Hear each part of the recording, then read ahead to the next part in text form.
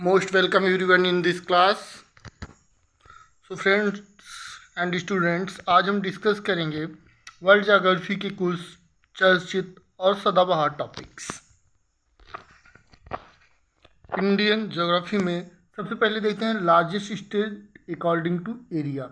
Means Bharat का सबसे बड़ा राज्य क्षेत्रफल में कौन सा होगा? तो भारत का सबसे बड़ा राज्य क्षेत्रफल के अकॉर्डिंग अगर हम देखें तो होगा राजस्थान। राजस्थान क्षेत्रफल के अकॉर्डिंग सबसे बड़ा राज्य है भारत का। अगर वहीं पॉपुलेशन में देखें तो पॉपुलेशन में उत्तर प्रदेश सबसे बड़ा राज्य है। पॉपुलेशन के अकॉर्डिंग उत्तर प्रदेश सबसे बड़ा राज्य है। एरिया में राजस्थान टॉप नंबर 1, सेकंड पे एमपी है, थर्ड पे महाराष्ट्र है, फोर्थ पे यूपी है। और अगर पॉपुलेशन की बात करें तो पॉपुलेशन में यूपी फर्स्ट पे है, महाराष्ट्र सेकंड पे है, बिहार थर्ड पे है। ठीक। और स्मॉलेस्ट स्टेट अगर देखें तो गोवा है। Smallest state according to area Goa है। और smallest state according to population देखें मीन्स जनसंख्या से तो सिक्किम है। Next topic, tropic of cancer passes through 8 states. Mean जो कर्क रेखा है भारत के बीचों बीच से गुजरती है और ये 8 राज्यों से होकर भारत की गुजरती है। कौन कौन से 8 राज्य हैं? तो गुजरात, राजस्थान, मध्य प्रदेश, छत्तीसगढ़, झारखंड, वेस्ट बंगाल, त्रिपुरा और मिजोरम। ट्रिक क्या है? मित्र पर गमछा झार। मी से मिजोरम होगा यहाँ पर। ट्रिक समझिए, मी से मिजोरम, त से त्रिपुरा, प से पश्चिम बंगाल, रा से राजस्थान, ग से गुजरात, म से मध्य प्रदेश, छ छत्तीसगढ़ और झार से झारखंड। नेक्स्ट चलते हैं नेक्स्ट पेज पे। कुछ हिमालय की चोटियाँ दी गई हैं जो भारत में स्थित हैं। Major Himalayan peaks in India. सबसे पहले भारत की जो सबसे ऊंची चोटी है भारत की वो है गॉडविन ऑस्टिन, 8611 मीटर है और ये पॉक ऑक्यूपाइड कश्मीर में अवस्थित है। लेकिन अगर पूछेगा हिमालय की भारत में अवस्थित तो ये भारत की सबसे अवस्थित है, लेकिन ये हिमालय का पार्ट नहीं। गॉडविन ऑस्टिन जो है ये ट्रांस हिमालय का पार्ट है। अगर कंचनजंगा देखें, कंचनजंगा 8598 मीटर है, सिक्किम स्टेट में है। तो भारत की हिमालय में सबसे ऊंची चोटी पूछेगा तो कंचनजंगा। अगर भारत की सबसे ऊंची चोटी पूछेगा तो गॉडविन ऑस्टिन। उसके बाद तीसरे नंबर पर जो भारत की सबसे ऊंची चोटी है वो है नंदा देवी, 7817 मीटर, ये उत्तराखंड में है। Highest peak of north east India, north east पूर्वोत्तर जो भारत है उसकी है सारामती और ये नागालैंड में है। Highest peak of south India ये पूछेगा तो साउथ इंडिया की जो सबसे ऊंची चोटी है वो है अनाईमुड़ी। साउथ इंडिया की अनाईमुड़ी है। और अगर पूछेगा अरावली की तो माउंट आबू है। नेक्स्ट देखते हैं क्रॉप्स के बारे में। तो क्रॉप्स में मेनली जो इंडिया में क्रॉप्स सीजन होते हैं वो 3 क्रॉप्स सीजन है। रबी का क्रॉप सीजन है, खरीफ का और जायद का। रबी की जो फसलें होती हैं अक्टूबर में बोई जाती हैं और मार्च में काटी जाती हैं। अक्टूबर में इनकी बुआई की जाती है और मार्च में इनकी कटाई की जाती है। कौन कौन सी फसलें रबी के अंतर्गत आती हैं? व्हीट है, बार्ली है, पल्सेस है, मस्टर्ड है, पीज है और ग्राम चना। गेहूँ है, जौ है, दालें हैं, सरसों है, चना है, मटर है, ये सब रबी की फसल।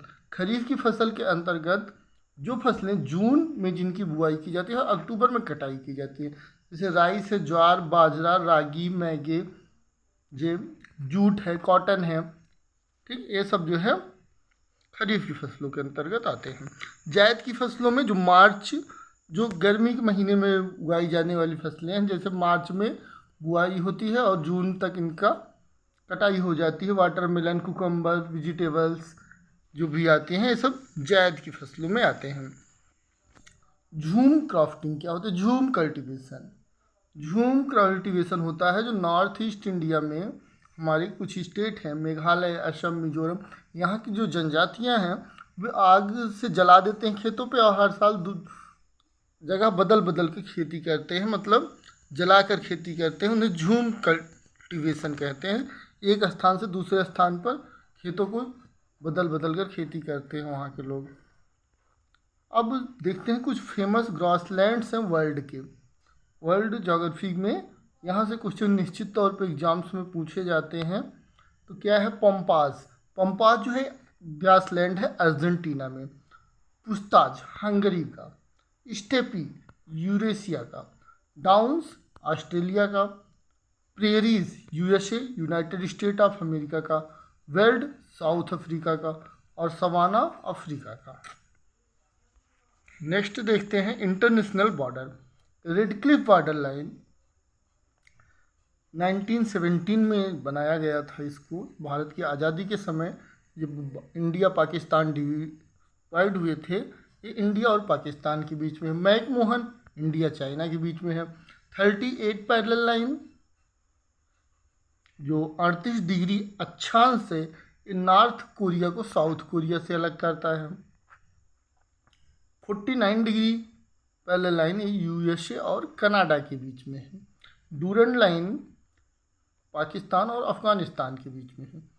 मैग्नीनोट लाइन फ्रांस और जर्मनी के बीच में है। पाक स्ट्रेट अगर पूछे पाक स्ट्रेट तो पाक स्ट्रेट जो है इंडिया और श्रीलंका के बीच में है। इंडिया श्रीलंका के बीच में पाक स्ट्रेट है।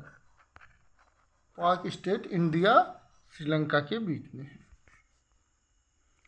सुएज कैनल इजिप्ट में है और ये इसको बनवाया गया था ब्रिटेन के द्वारा 1869 में।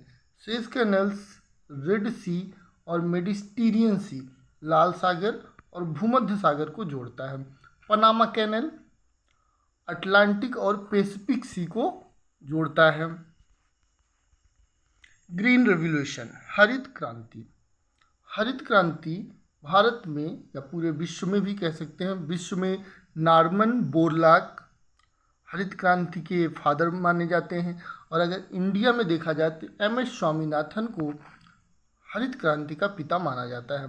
ये गेहूं और चावल के उत्पादन से संबंधित थी ग्रीन रेवोल्यूशन। लेकिन अगर वहीं पे व्हाइट रेवोल्यूशन की बात की जाए या ऑपरेशन फ्लड जिसे कहा जाता है, तो ये मिल्क प्रोडक्शन से संबंधित है। और व्हाइट रेवोल्यूशन के जो फादर हैं उन्हें कहा जाता है वर्गीस कुरियर। वर्गीस कुरियर को फादर ऑफ व्हाइट रेवोल्यूशन कहा जाता है।